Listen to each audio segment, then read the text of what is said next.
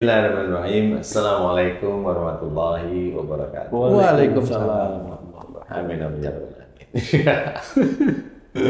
Iya, jadi selama ini saudara-saudara kita itu kalau melakukan sesuatu yang hubungannya ibadah, itu langsung berhubungan langsung dengan dunia. Itu kebanyakan seperti itu. Jangan, ibadah ini untuk akhirat, dunia itu beda. Jadi harus berpikir seperti itu. Umpamanya ada ustadz-ustadz kondang nih, atau ustadz siapapun cerita, tahajud itu dahsyat. Kalau kamu rajin, apa yang kamu inginkan dipenuhi oleh Allah Ta'ala. Iya. Kalau ada kesulitan, dimudahkan.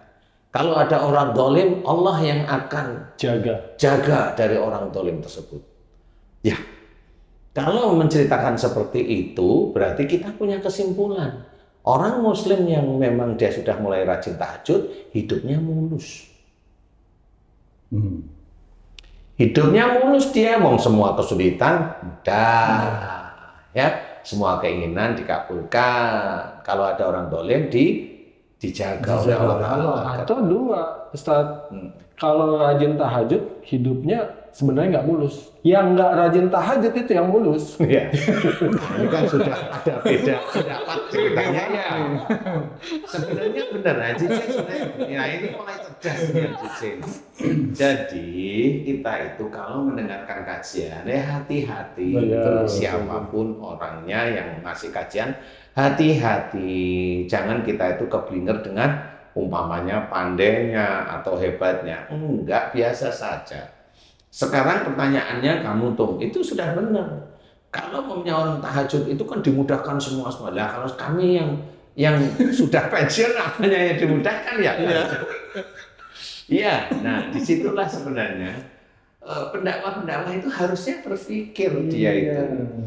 Contoh, pendakwah itu harus berpikir yang mana yang dimudahkan, yang mana ada orang dolim itu yang tidak terjadi pada kita didolimi, yang mana? Yang dahsyatnya yang mana? Yang juga yang dahsyatnya itu yang mana? Untuk siapa gitu loh ya? Jadi harus difikirkan atau memang dia harus mengalami permasalahan-permasalahan seperti itu dan dia juga udah tahajud itu rajin. Kalau memang tahajudnya rajin, tapi dia tidak bekerja secara duniawi, tidak bekerja ya, dia hanya dakwah aja, dia nggak akan nemuin kesulitan yang terlalu frontal itu nggak akan nemuin.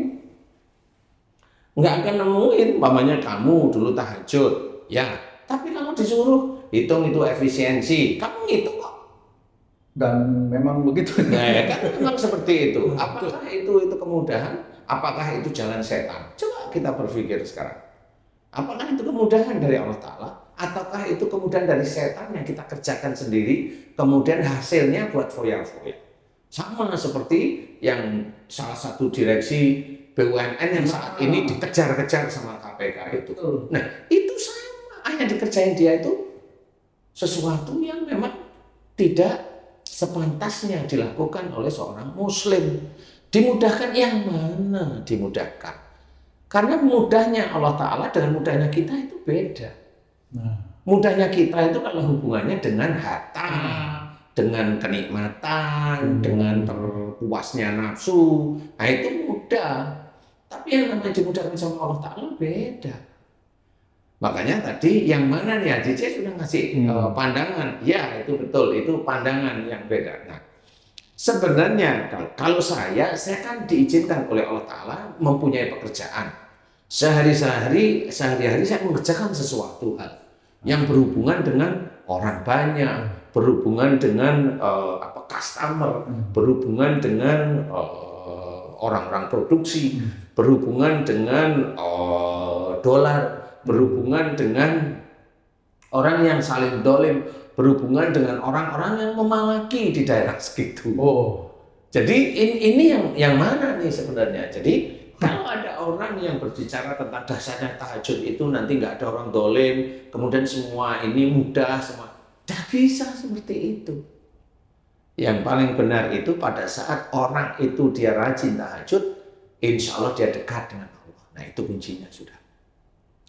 Dekat dengan Allah Ta'ala, nanti Allah akan menguji dia dengan banyak sekali ujian. Karena orang yang sunnah tahajud, rajin, belum tentu dia suami istri itu bisa apa namanya? Bisa rukun. Itu lagi tuh. Kamu rajin nggak tahajud? Saya tanya kamu sekarang. Insya Allah. Insya Allah, istrimu rajin nggak tahajud? Insya Allah. Nah, saya tanya, kamu terbuka dengan istrimu itu sejak tahajud atau akhir-akhir ini? Akhir-akhir ini. Lah ya sudah kan ketemu. Kenapa bisa jadi begitu? Lah ya bukan kenapa terjadi begitu. Katanya dilindungi gitu dahsyatnya tuh. Nah, Jadi singgung. disinilah karena beliau itu menurut saya belum memberikan pengetahuan yang terjadi di dunia itu bagaimana. Bagaimana yang terjadi? Seorang yang menjalankan tahajud dan dia dekat sama Allah Ta'ala, orang tersebut itu pasti diberi petunjuk. Petunjuknya apa aja? Banyak macam. Umpamanya dia usaha. Padahal orang yang rajin tahajud itu usahanya mudah-mudah aja. Enggak. Dia usaha malah ditipu temennya. Walaupun rajin tahajud. Walaupun rajin tahajud. Karena Allah itu mau melihat dia rajin tahajud itu karena Allah atau dia rajin tahajud ingin harta dunia. Intinya kira-kira itu. Kalau dia rajin tahajud karena Allah Ta'ala, pada saat dia berusaha di dunia, kemudian ditipu sama orang, dia tersenyum. Ini ujian saya dari Allah Ta'ala. Itu langsung diterima dengan ikhlas, dengan lapang dada. Di titik dia itu berusaha mengikhlaskan, sehari, seminggu, sebulan, 1 tahun, dianggap dia sudah mulai berjalan, berhasil di hadapan Allah, bahwa orang ini cinta kepada Allah. Bukan cinta kepada dunia. Karena kalau orang di dalam tahajudnya dia mencari dunia, pada saat belum dikabulkan Allah atau tidak dikabulkan oleh Allah Ta'ala, gerutu dia. Itu wajar atau enggak wajar sebenarnya? Ya kalau kita melihat dari sisi manusia, wajar. Tapi kalau kita dari sisi melihat keimanan, enggak wajar. Karena Allah itu selalu menyuruh dan itu menjadi catatan utama kita sebagai seorang muslim. Inna sholati wa nusuki wa mahyaya wa mamati lillahi rabbil alamin. Sesungguhnya sholatku, sholat kita. Ibadahku, ibadah kita. Hidupku, kehidupan kita sehari-hari hingga matiku hanya untuk Allah. Berarti kita itu tidak diperbolehkan, kita itu melakukan sesuatu itu dunia sebenarnya. Hanya Allah. Lah tahajud keuntuknya dunia itu gimana? Sudah ibadah harusnya lillahi ta'ala untuk akhirat. Ini ibadah dan jatuh martabat tahajudnya gara-gara pingin uang banyak, rezeki ngalir tidak henti-henti katanya. Nah itu salah, itu mengajari jamaah itu menjadi salah. Walaupun yang ngajari itu pandailah, dia dititipi oleh Allah Ta'ala kepandaian. Iya, tapi nggak boleh. Tetap ajari, muslim itu adalah akhirat. Apakah dengan akhirat tidak boleh bekerja? Boleh. Karena Allah menyuruh kita itu berikhtiar. Betul. Ikhtiar kita untuk Allah. Makanya dalam berikhtiar kita itu berusaha untuk tidak dolim. Tidak nyogok. Walaupun didolimi sama orang-orang tertentu, aparat tertentu, ya kita, karena memang kita berhubungan dengan dia, ya kita ngasih, tapi tidak ikhlas. Nggak apa-apa, harta yang kita berikan kepada dia itu bisa menjadi sedekah. Tapi harta bagi dia yang dia ambil itu menjadi logam yang sangat panas yang nanti akan dimasukkan ke mulutnya sampai ke perutnya. Dan itu kalau dikasih kepada istri dan anak-anaknya, istri dan anak-anaknya juga akan merasakan di akhirat. Di neraka itu bahasanya.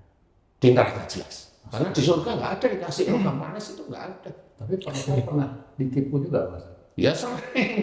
Pak Ustadz kan sering ya, buat baik sama orang lain. Saya ditipu teman saya ngaji sendiri, teman sekolah, teman SMA, teman ngaji, teman kuliah, ditipu saya.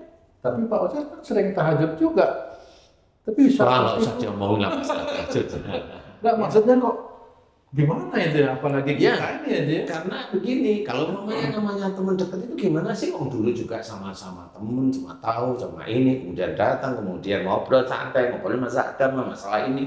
Kemudian dia bilang, ini aku ada kerjaan ini, nanti kerjaan seperti ini.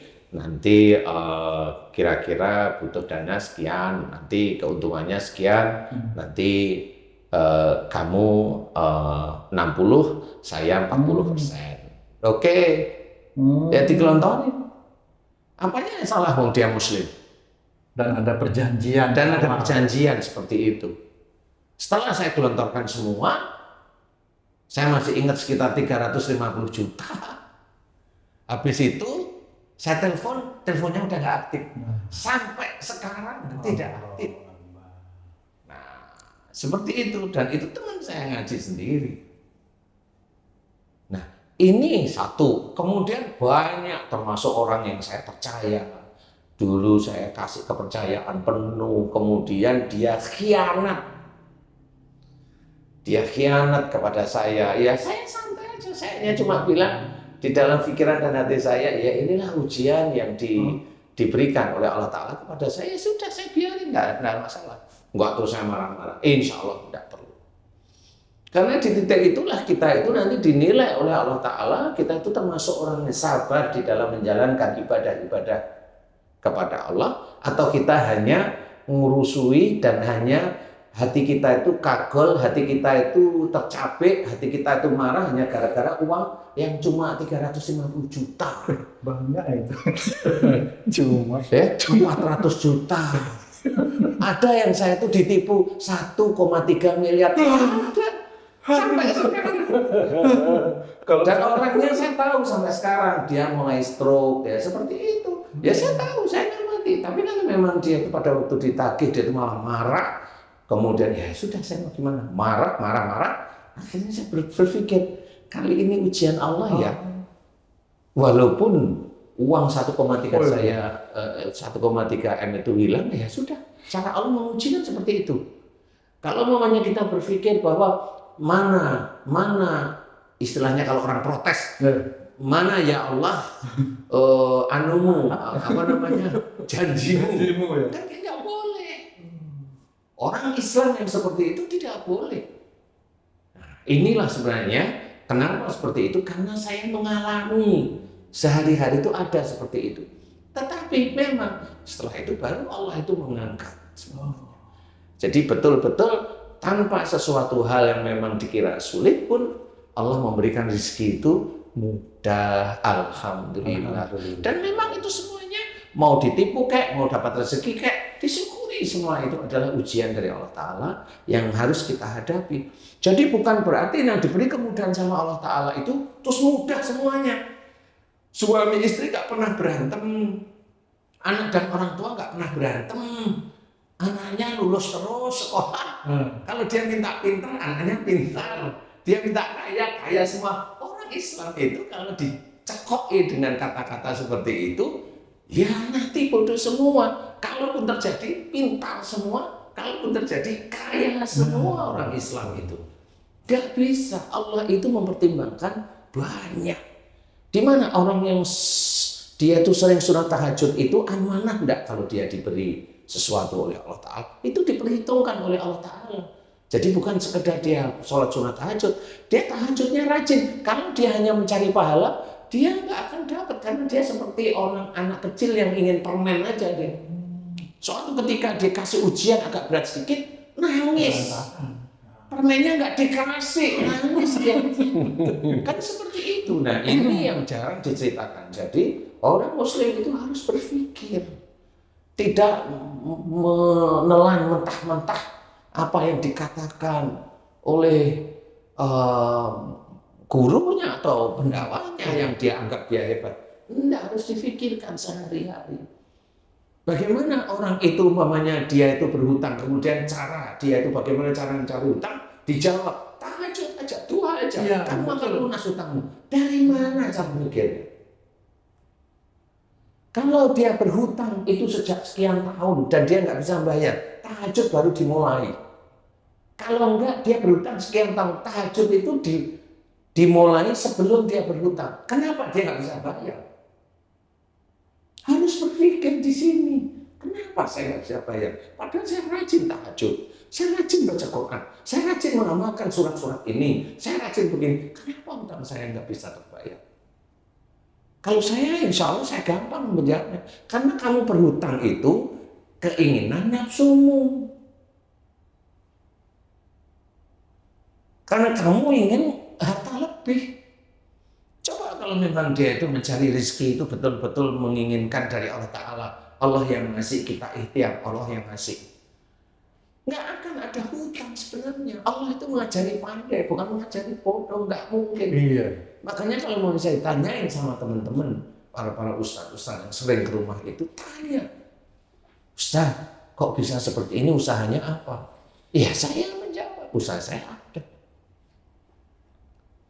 Berhutang nggak dengan bank? Alhamdulillah sampai sekarang Allah belum mengizinkan saya berhutang. Kalau bisa saya mohon Allah jangan mengizinkan saya berhutang. Karena itu sedih, kalau hutang itu sudah sedih. Makanya modal seberapa apa yang saya kerjakan dari pekerjaan saya itu enggak kecil, besar. Saya dikejar bank hanya untuk diminta hutang, saya nggak mau. Mending saya itu kerjain sendiri, modal saya alhamdulillah masih dititipi oleh Allah Ta'ala. Ada, ngapain saya harus berhutang? Ustadz nggak ngutang sama bank, tapi bank ngutang sama Ustadz ya? Ya, biarin urusan dia. Kan begitu ya. Nah, inilah yang harus diketahui bahwa dasarnya tahajud itu jangan diuraikan atau disamakan atau diselaraskan dengan dunia. Jangan selaraskan. Dasarnya tahajud itu adalah kedekatan kita kepada Allah Ta'ala. Makanya Allah itu salah satunya dalam surat Az-Zariyat menceritakan nih bahwa di penghujung malam mereka selalu memohon ampun. Itu Allah yang menyuruh. Jelas itu berarti Allah itu menyuruh dalam selesai kita sholat tahajud, mohon ampun saja. Kalaupun mau ditambahin, bersyukur sudah. Dua hal itu selalu berkaitan. Mohon ampun aja, Allah loh yang mengajarkan lewat Quran itu Quran Allah. Udah nggak usah kita berpikir dasarnya tahajud, nggak usah. Mohon ampun aja, bersyukur aja, terus lantunkan kepada Allah Ta'ala tanpa henti sambil menunggu azan subuh. Terus, nggak usah minta-minta dunia. Allah itu sudah menjadikan rezeki kita itu memang tidak akan tertukar dengan yang lain. Walaupun kita disamai oleh orang lain, tidak akan tertukar. Rezeki saya diizinkan oleh Allah Ta'ala, maunya dakwah dan bekerja. Nggak bisa saya mau nyaingin Pak Jokowi jadi presiden, nggak bisa, nggak mampu saya.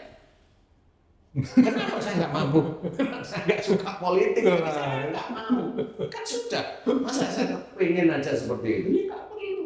Rezekinya memang di situ yang diizinkan oleh Allah Ta'ala. Allah ridha nggak? Belum tentu. Kan begitu. Nah ini yang harus kita ketahui. Tahajud adalah kedekatan kita pada Allah Ta'ala. Sudah tidak usah menceritakan sesuatu hal yang bagaimana yang hebat. Sehingga orang muslim dia itu melakukan tahajud hanya kepingin dunianya senang. Betul. Iya. Rata-rata seperti itu, siapapun rata-rata seperti itu, jarang mengajarkan bertahajud kemudian mohon ampun. Ya ada 1, 2, 3. Yang lainnya jutaan itu malah minta lah di situ. Kemudian harapan kami itu kemana kami harus menggantungkan itu? Makanya kalau kamu itu tahajud sudah pensiun, lah kamu mau apa yang kamu cari? Pekerjaan? Tidak ada. Ya kan? AJJ pekerjaan? Belum. Malah pekerjaan AJJ ngantar ke tamjet. Itu pekerjaan tambahan itu. Alhamdulillah kita udah kenal Pak Ustadz udah sebelum pensiun. Ya, jadi hubungannya gimana tuh, Cik? Jadi maksud saya gini, jadi udah di jalur insya Allah yang benar nih dalam bertahajud mohon ampun. Jadi walaupun udah pensiun, tetap mohon ampun lebih banyak lagi waktunya. Iya. Karena dunia itu kan waktu kerja itu kan, wah kalau mau dunia kan waktu kerja itu. Iya, Kalau udah pensiun kerja apa lagi? Jadi kedekatannya itu kita intensifin. Iya, tapi kan harapan-harapan itu Harapan ya selalu lah. Dipermudah sama Allah udah. Jadi yang kita ingat kalau kita tahajud cukup. Wabil asharihum yastaghfiru. Jadi di sini kalimat Allah menjelaskan bahwa kalau kita selesai tunaikan tahajud, banyak-banyaklah mohon ampun kepada Allah Ta'ala. Itu namanya akhirat. kerjakan terus-menerus akhirat. Terus-menerus. Bagaimana Allah itu nanti akan mengajak kehidupan kita kemana? Kalau memang kita itu dekat kepada Allah Ta'ala, ikhtiar dikerjain ikhtiar dengan lapang dada, dengan happy, ya. Kemudian semua ibadah kita kerjakan karena Allah. Karena Allah. Nanti Allah yang mengatur, semuanya Allah yang mengatur. Entah rezeki, entah apapun, keluarga yang dulunya enggak harmonis, mulai nanti harmonis. Nah, disitulah mulai nanti Allah menata. Nggak usah minta yang aneh-aneh. Ada jalan-jalan yang diberikan seperti itu, Pak. Iya, walaupun kita kadang-kadang tidak tahu. Nah, di titik petunjuk Allah Ta'ala sehingga keluarga kita harmonis. Itu kan disyukuri, apalagi. Kemudian umpamanya kamu, alhamdulillah loh, ini saya alhamdulillah kamu bisa beli CLS namanya. Amin. Nah, itu kan. Ya. Ini banyak oleh tahajud atau enggak? Maaf ini Pak Ustaz. Aduh. Itu kan yang kamu impikan. Tapi ya dengan syarat, ada syaratnya. Apa itu? Jangan dari tahajud, jangan kamu inginkan dari tahajudmu. Usaha, Ustaz. Ya kalau rumahmu kejual aja. Amin. Ustaz kalau tahajud lillahi ta'ala terus berdoa lillahi ta'ala tapi di hati ada Nah, itu kan harapan pengen toh? itu harapan Boleh itu kalau harus hati. di tangan? Enggak. Boleh di hati tapi jangan diucap. Boleh di hati. Karena manusia itu tetap ada harapan. Tapi jangan dilontarkan kepada Allah. Allah tahu apa yang di hati. Iya, Allah itu tahu apa yang di hati itu. Tapi jangan dilontarkan. Yang kita kerjakan itu adalah akhirat. Akhirat sehingga kelihatan akhiratnya itu menonjol kuat. Harapannya tipis. Dan Allah tahu yang kita kerjakan. Yang di hati tahu apalagi yang kita kerjakan sehari-hari. Gitu intinya. Betul. Nah itu, jadi jangan menipu Allah. Kelihatan kita itu kita kerjakan besar, tapi harapannya melebihi dari apa yang kita kerjakan. Saking dahsyatnya kan. Ya janganlah memberikan orang-orang itu suatu kenikmatan yang sebenarnya dia belum pernah mengaplikasikan. Nah ini mudah-mudahan bagi saudara-saudara kita yang tahajudnya alhamdulillah sudah rajin, Tuhannya juga rajin, cukup niatkan lillahi ta'ala.